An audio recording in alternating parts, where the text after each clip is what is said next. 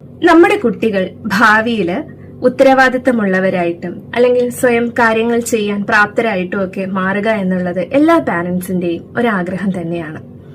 എന്നാൽ ചില സാഹചര്യങ്ങൾ, ചില ശീലങ്ങൾ കൊണ്ട് അവരെ നമ്മൾ പോലും അറിയാതെ മടിയന്മാരാക്കി മാറ്റുന്നുണ്ട്. അപ്പോൾ ഇങ്ങനെ മടിയന്മാരാക്കി മാറ്റാതെ കുട്ടികളെ എങ്ങനെ ഉത്തരവാദിത്ത ബോധത്തോടു കൂടി നമുക്ക് വളർത്തിയെടുക്കാം എന്നതിനെ പറ്റിയുള്ള 5 നിയമങ്ങളാണ് ഞാൻ ഇന്ന് നിങ്ങളുമായിട്ട് ഷെയർ ചെയ്യുന്നത്. അതിൽ ഒന്നാമത്തെ നിയമം പറയുന്നത്, കുട്ടികളെ അവരുടെ ഏജിനനുസരിച്ചിട്ട് ഓരോ കാര്യങ്ങൾ ചെയ്യാനായിട്ട്, ഓരോ ടാസ്കുകൾ ചെയ്യാനായിട്ട് അവർക്ക് കൊടുക്കുക എന്നുള്ളതാണ്. ഏജിനനുസരിച്ചുള്ള ജോലികൾ അവർക്ക് കൊടുക്കുക എന്നുള്ളത്. ഉദാഹരണത്തിന് കുട്ടികള് കളിക്കാറുണ്ട്, ടോയ്സ് ഒക്കെ വെച്ച് കളിക്കാറുണ്ട്. അപ്പൊ പല പാരന്റ്സും പറഞ്ഞു കേൾക്കാറുണ്ട്, കുട്ടികൾ എന്താണ് മെസ്സാക്കുന്നു അല്ലെങ്കിൽ വലിച്ചു വാരിയിടുന്നു. അത് കുട്ടിയുടെ ബ്രെയിൻ ഡെവലപ്മെന്റ്സിന്, അങ്ങനെ വലിച്ചു വാരി ഇടുക എന്നുള്ളത് അവരുടെ ബ്രെയിൻ ഡെവലപ്പ് ആവുന്നതിന്റെ ഒരു സൂചന തന്നെയാണ്. അതിൽ നിങ്ങൾ വിഷമിക്കേണ്ട കാര്യമില്ല. പക്ഷെ കുട്ടിയുടെ ഏജിനനുസരിച്ച് ഇപ്പൊ ഈ കളിച്ചു കഴിഞ്ഞ കുട്ടിയോട് നമുക്ക് പറയാം, ഒരു ടാസ്ക് കൊടുക്കാം, മോനെ ഞാൻ 10 വരെ കൗണ്ട് ചെയ്യാം, മോൻ എന്താ അല്ലെങ്കിൽ മോൾ എന്താ, ഇത് ഇരുന്നെടുത്തെടുത്ത് വെക്കും എന്നൊക്കെ പറഞ്ഞ് നമുക്കും അവരെ കൂടെ ജോയിൻ ചെയ്ത് അത് ചെയ്യിപ്പിക്കാൻ ശ്രമിക്കുക. അതായത് കുട്ടിയുടെ ഏജിനനുസരിച്ചുള്ള ടാസ്കുകൾ. ഇപ്പൊ ടോയ്സ് കളിച്ചു കഴിഞ്ഞ ശേഷം തിരിച്ചു വെപ്പിക്കുക, പഠിച്ചു കഴിഞ്ഞതിന് ശേഷം പുസ്തകങ്ങളും കളറും പെന്നും ഒക്കെ അത് ഇരുന്നെടുത്ത് വെപ്പിക്കുക, ഇങ്ങനെയുള്ള ടാസ്ക് അവർക്ക് കൊടുക്കാൻ ശ്രമിക്കുക.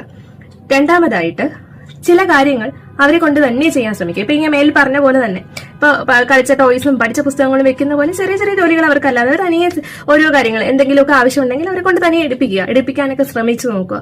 അപ്പൊ അതിലൂടെ അവർക്ക് തന്നെ തനിയെ ഉത്തരവാദിത്വം, അവരുടെ ആ ഒരു കോൺഫിഡൻസ് ഒക്കെ കൂടി വരുന്നതായിട്ട് നമുക്ക് മനസ്സിലാക്കിയെടുക്കാൻ പറ്റും.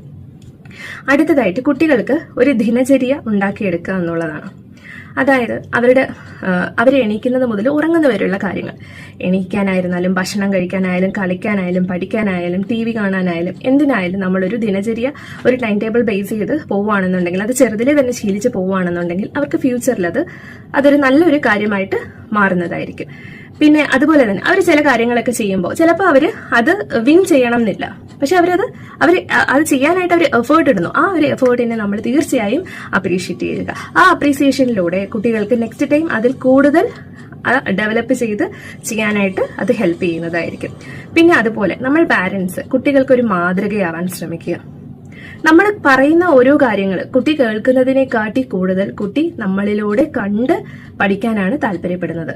കുട്ടികൾ നമ്മൾ പറയുന്ന ഓരോന്നും ക്യാച്ച് ചെയ്ത് എടുക്കുന്നുണ്ട്, പക്ഷെ നമ്മുടെ പ്രവർത്തികൾ കണ്ടു പഠിക്കാൻ അതിനേക്കാൾ കൂടുതൽ അവര് താല്പര്യപ്പെടുന്നു. അപ്പൊ കുട്ടികൾക്ക് വേണ്ടി നല്ലൊരു പുസ്തകമാവാൻ നമ്മൾ ഓരോ പാരന്റ്സും ശ്രമിക്കുക എന്നുള്ളതാണ് എനിക്ക് പറയാനായിട്ടുള്ളത്. ഇതിലൂടെ ഈ നിയമങ്ങളെല്ലാം ഫോളോ ചെയ്ത് വരുന്നതിലൂടെ നിങ്ങൾക്ക് തന്നെ മനസ്സിലാവും നമ്മുടെ കുട്ടിയെ ഉത്തരവാദിത്ത ബോധമുള്ള അല്ലെങ്കിൽ സ്വയമേ കാര്യങ്ങളെല്ലാം ചെയ്യാൻ പ്രാപ്തരാക്കുന്ന രീതിക്ക് നമുക്ക് ഡെവലപ്പ് ചെയ്തെടുക്കാൻ പറ്റുന്നതായിരിക്കും.